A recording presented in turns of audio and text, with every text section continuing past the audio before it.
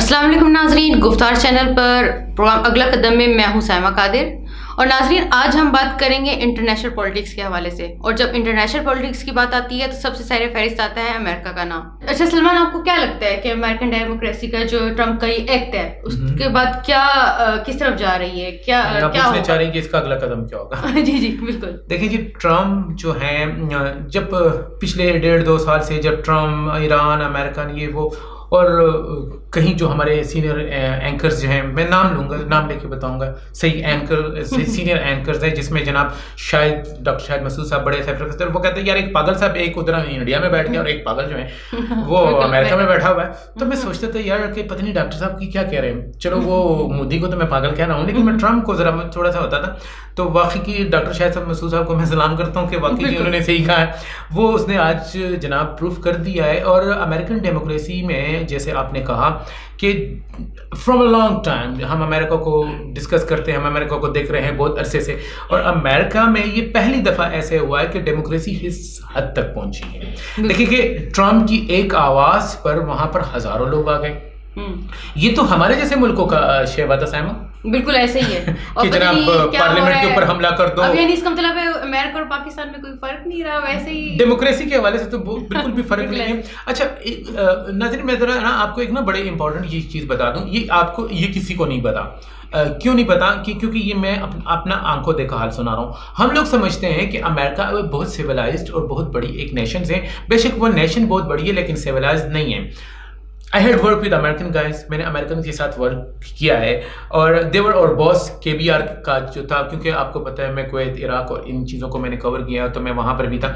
तो मैंने कुवैत में जब इनके साथ काम किया तो जो ये वहाँ के अमेरिकन होते थे ये हमारे बॉस होते थे। और अच्छा, जब हम इनसे पूछते थे कि जी है वो योर एजुकेशन, सो कोई 4 ग्रेड पढ़ा होता था, कोई 2 ग्रेड पढ़ा होता था। ये जो ब्लैक्स हैं, जो काले हैं और जो साइड पे हैं, कई अमेरिकन ऐसे हैं कि यकीन करें सिविलाइजेशन नाम की उनको खाना तक नहीं आता था कि खाना कैसे खाते हैं। अच्छा। वो लोग जो मेरे साथ KBR में रहे हैं, जिन्होंने कुवैत में जॉब की हैं, और जब KBR में ये अमेरिकन आर्मी जब इराक में इन्वेंशंस कर रही थी तो उस वक्त की मैं बात कर रहा हूँ, तो आप यकीन कीजिए कि ये इतने अनसिविलाइज्ड थे कि you can not even believe that कि वहाँ पर वो किस किस्म की एक्टिविटी करते हैं। I can not tell them that's. और मैं अक्सर कहता था कि यार हमारे लोग, बिकॉज मैं नेवर वेंट अमेरिका, मैं कभी नेवर बी इन अमेरिका, तो मैंने कभी नहीं देखा था। लेकिन जब मैं टेलीविजन पे उनकी इतनी शफाफियत और उनकी डेमोक्रेसी की इतनी आवाज़ें सुनता था तो मैं सोचता था। लेकिन आज देखें उन्होंने वो जनाब कर दिया कि वो किस तरह से व्हाइट हाउस का उन्होंने मुहासरा किया, और ट्रम्प के जो लोग थे वो किस तरह वो जनाब उन्होंने हल्ला बोला। लेकिन एक बड़ी अजीब सी कंडीशन और बड़ी अजीब सी सिचुएशन, 4 लोगों की आपको पता है वहाँ पर डेथ हुई, कहीं जो है पुलिस ऑफिसर जो हैं जख्मी हुए, बाद में आर्मी को बुलाया गया। ये सारी चीज़ें बयान की जा चुकी हैं, लोग बयान करते जा रहे हैं। लेकिन क्वेश्चन ये है, क्वेश्चन जो बड़ा इंपॉर्टेंट है, सब कर रहे हैं, लेकिन जो मैं कह रहा हूँ शायद वो बहुत कम लोग कह रहे हैं कि अमेरिकन डेमोक्रेसी पाकिस्तान की तरफ क्यों जा रही है, पाकिस्तान की तरह ये क्यों है। देखिए जी, पहले भी मैं किसी प्रोग्राम में बता चुका हूँ कोविड-19 के हवाले से कि अल्लाह की लाठी जो है वो बेआवाज़ होती है। बिल्कुल ऐसे जिस तरह आप लोगों का बेड़ा गर्क करते हैं ना, तो अल्लाह ताला भी कहीं ना कहीं से आपको देख रहे हैं। जिस तरह आपने शाम के साथ किया, जो आपने इराक के साथ किया, जो आप अफगानिस्तान में कर रहे हैं, जो आपने अभी ईरान के साथ सिंग लड़ाए हुए हैं, मुस्लिम्स कंट्रीज आपको नज़र आ रही हैं, तो बद्दुआ भी कोई चीज़ होती है, लोगों की आहें भी कोई चीज़ होती हैं, लोगों का जो है ना। अब देखिए वो अपने ही प्रॉब्लम्स में इतने गिर चुके हैं कि आने वाले वक्त में उनको कुछ पता नहीं होगा। तो ऐसा नहीं है, कौन कहता है अमेरिकन सुपर पावर है, लोग कहते होंगे, लेकिन सुपर पावर आपको पता है सिर्फ और सिर्फ अल्लाह की ज़ात है। उस सुपर पावर के ऊपर भी कुछ है। तो अमेरिकन के लिए तो मेरी सिर्फ और सिर्फ ये है कि ट्रम्प क्या कर रहा है। जो बाइडन ने बयान दे दिया ना, जो बाइडन ने बयान दे दिया कि अमेरिकन की तारीख का सबसे बदतरीन बंदा ये है, और जनाब उसने भी विथड्रॉ कर लिया। आपने 2-3 दिन इतना हंगामा बर्पा किया हुआ था, और अगले दिन आप आके खड़े रहते कि okay I love you guys, okay you can back, go to home, peace, cool and calm.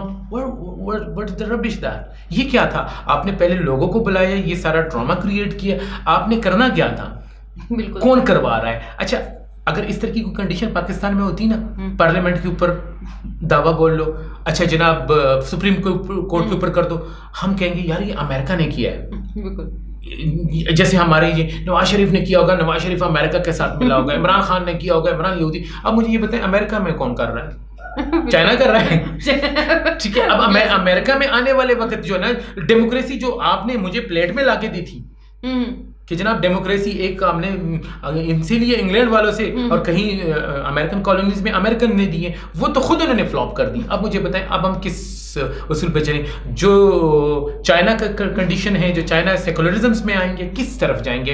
तो देखेंगे अगला कदम अमेरिका का क्या होगा। हाँ, एक चीज़ है कि अमेरिकन के इदारे जो हैं वो मजबूत हैं, मुनज़्ज़म हैं। आपने उनके स्पीकर्स का वो ऐलान सुना, उनके स्पीकर जो है ना, उन्होंने बहुत जो पॉलिसी हैं उसने बिल्कुल इसके खिलाफ एक, हालांकि उसकी अपनी ही वो स्पीकर हैं और उसने ट्रंप के खिलाफ बयान दिया। उसने कहा जी ट्रंप को जो है इक़्तिदार जो है 20 तारीख तक अच्छे तरीके से जो है वापस कर देने चाहिए। उसके बाद ट्रंप ने भी उसे कहा कि okay I will do it. वो क्या लगता है आपको, क्योंकि दिन तो करीब आते जा रहे हैं ना उससे इक़्तिदार के खत्म होने के, देखिए तो ट्रंप और क्या कुछ करेगा? नहीं, ट्रंप मुझे लगता है ये ट्रंप ने नहीं किया, मैं तो बार बार यही कहूंगा। और ट्रंप के पीछे कोई ऐसी ताकत भी, कोई ऐसी साजिश भी नहीं थी।